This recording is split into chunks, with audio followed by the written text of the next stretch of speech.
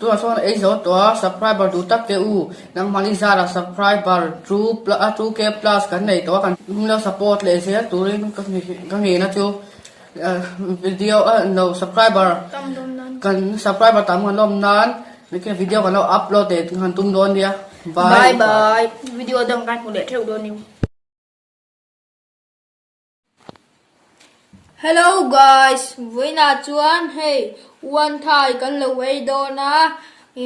kan video upload lo wa ya kan lo upload về mấy ya hey kan le kan lo ai yang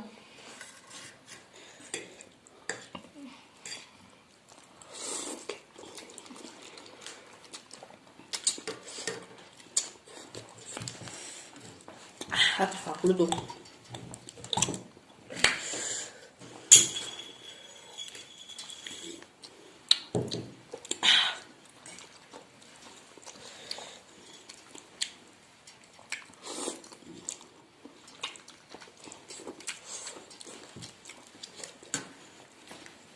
hey tomato sauce ni ya han te ve chin te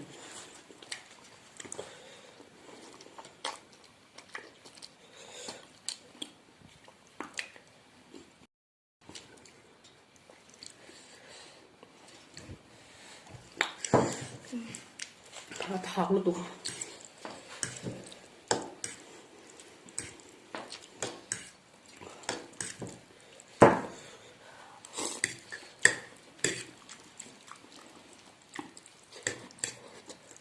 hết thật đông rồi.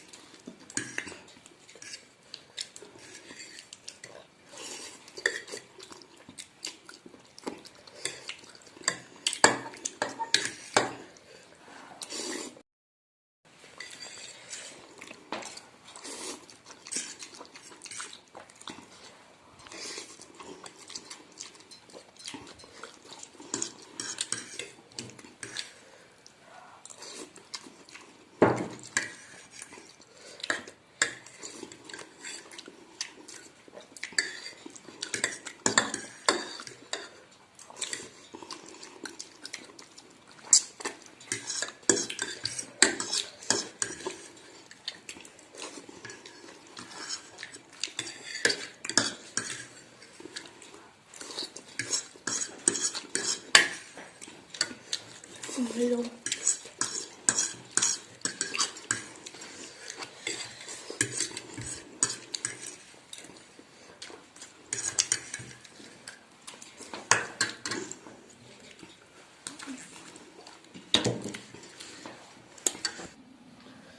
tua son ei zo tua subscriber du tak ke u nang mali zara subscriber true k plus kan nei to lo support le se turin